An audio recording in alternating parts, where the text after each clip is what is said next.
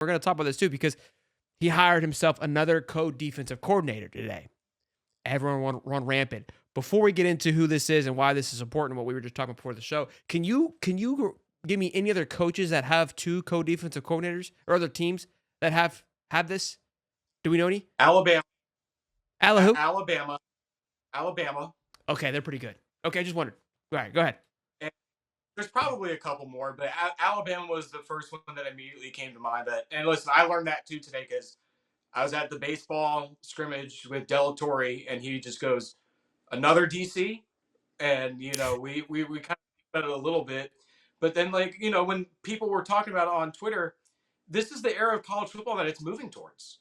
This is where you have one guy kind of running your unit, and you have guys who are taking on other roles underneath that guy. The main guy being Ron Roberts as your defensive play caller, and your assistants taking on roles. And, the co-DC thing, it's just a title. Like their entire defensive staff is a collaborative effort anyways. So I get kind of the arguments of, well, why didn't he name Chapman co-DC? Why didn't he name Will Harris co-DC? It is what it is. Like it's just a title. It's just a title. It's not going to change much. Even then, I don't have any concerns with the defense. I don't have concerns with the defensive staff. They proved their worth last year. They're bringing back a core group of their veterans. Love the defensive class that they signed in high school. I love the young guys that they have coming up. I don't have concerns over the defensive staff. They could give everyone on that side of the ball co-DC. I would not care. Would not care whatsoever. It's just, listen, you're not limited by NCAA rules anymore with assistant coaches. You could have as 100 if you could afford it and if you wanted it. So that's all that Florida's doing right now is they're just loading up their defensive staff. They had a couple analysts leave for Georgia State, so they had a few more, room. They had room to work with that position, and it gives. He's essentially replacing Austin Armstrong. You look at it that way, where he's taking over on the defensive side, basically running the linebacker room. That allows Ron Roberts to really focus on being the play caller and running the entire show. I don't have a problem with it. I know why people will be annoyed about it because of a DC, but this is just the era of college football that we're living in. I don't have concerns over the defensive staff. Offensively, we'll see because of the play calling thing. I know Billy talked about that today too, but defensively. And of course, the show is brought to you by Prize Picks, ladies and gents, bringing you some fantastic action as we get the Super Bowl just a week away. They are doing some fantastic stuff. Take a listen to what's going on. The big game is almost here. It's now or never. Don't miss out on the last football game of the season.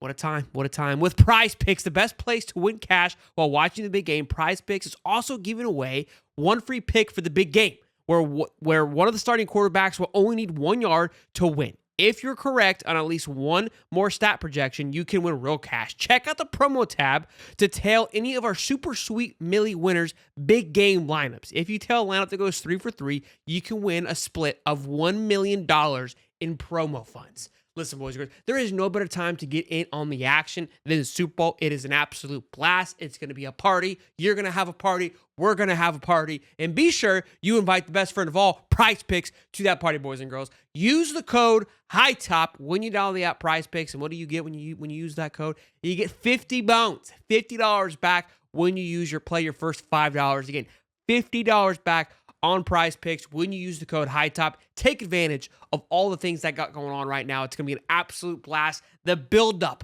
this week for the Super Bowl is going to be great. Again, Prize Picks, run your game. Now back to the show. I just don't have concerns over the staff. So, and I don't think people had concerns, but again, what frustrates people, one, because it's Billy and they want to get frustrated. Two, it's like, why is there two co-DCs? And I think you kind of alluded to it, is that one, we did lose some analysts that, maybe they weren't a big splash when we lost them, but they went on to higher roles at their current colleges.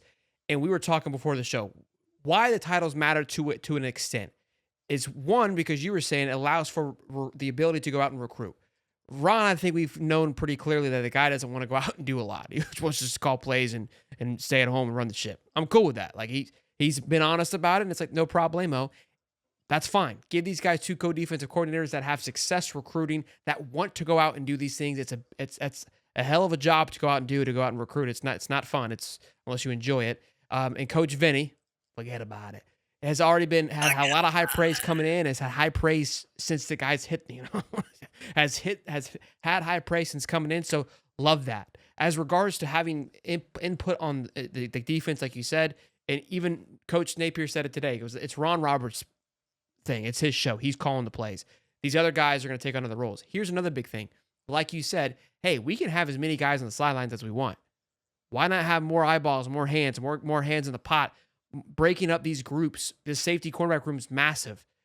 Guys get lost in translation. Let's separate it. Let's get honed in on it. Why not? We have the ability to do it. It's not taken away from this. It's a separate budget.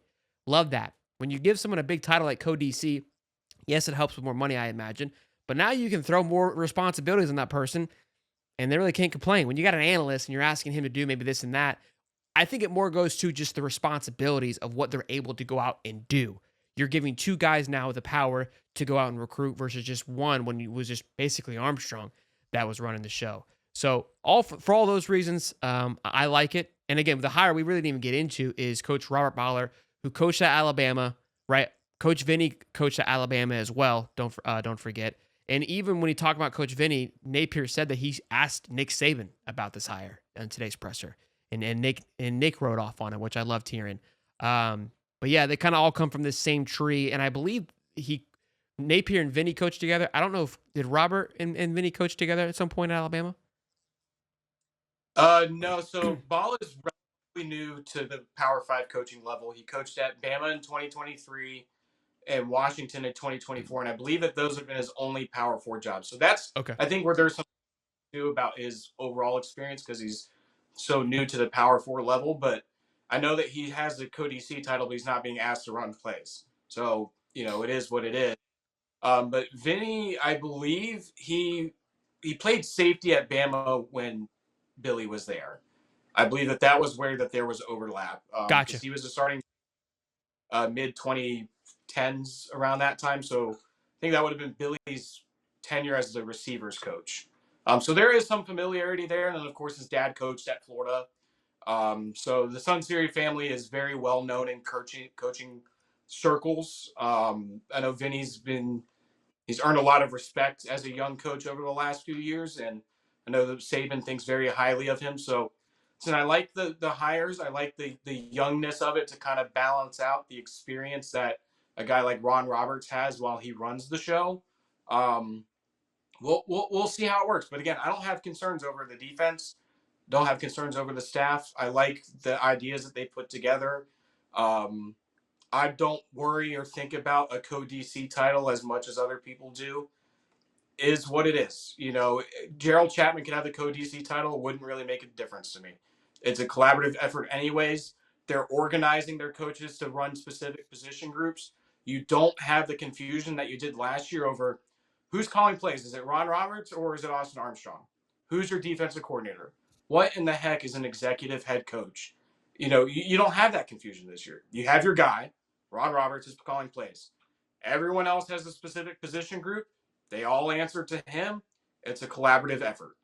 It looks a lot better than it did going into last season. I like it a lot better. Spot on. I think honestly, since Napier has been here, and and I thought we had it last year, but we were honestly now know going into we didn't.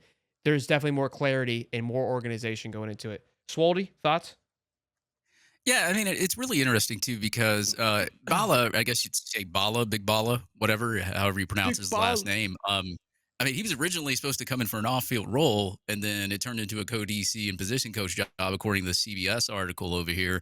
And you got to think, like, if you get those accolades from Nick Saban, I mean, I guess that kind of boosts you up there, especially in Billy Napier's mind, considering he, coached under Nick Saban. And as far as like co-DC, whatever, I mean, you can give anybody a title, but that doesn't necessarily mean that is going to be, their responsibilities to call plays on Saturday. I mean, obviously, we all know Ron Roberts is going to be the main guy. Can these guys give him a little bit of input from the players, give him some analytics, something like that to help him out and maybe on game day? Maybe that is probably a strategy that they're trying to take. And it's like what you alluded to, Shelton. It's like you got more bodies out there to recruit. So that's a good thing there as well. So you're not consistently having coaches out on the trail, not losing sleep and all that. You got guys to say, "Hey, look, go talk to this kid, go talk to that kid." And Vinny's been on a tear lately. Okay, Mr. Thalia over here. Um, but yeah, I mean, like as far as like the new hires and especially the guy that's going to be the director of football strategy. I mean, we're still going to have a VP. I've heard they've interviewed at least 5 people for the VP job. We'll see what happens there. Um, I just don't have any complaints. I just think it's small to complain about that. I've heard people complain about like what Billy Napier was wearing, like black or something like that. And I don't even really care what he's wearing. Just win me football games. So, I mean, you never know. I mean, some of these other colleges, some of these other schools around across the nation could be making the same kind of hires. So, like maybe Billy's jumped on the pedal there, and you heard Tim Skipper's name thrown around. Obviously, it doesn't look like that guy is going to be a candidate now. Who knows? I mean, we've heard so many names pass through Florida for at least the past week for some of these roles, and it looks like they're really trying to fill these positions really quick. And you got to in the day and age of college football, especially with revenue sharing and everything else. So, I mean, the earlier you jump on it, the more guys you get in here, and the more qualified guys you get in here too. We all know how articulate Billy Napier is with his hires and articulate with who he brings into the program as far as players. You would like to think that the people that he is hiring for these certain roles are going to be really, really good in these roles as well. So I guess it's just a wait and see moment from here.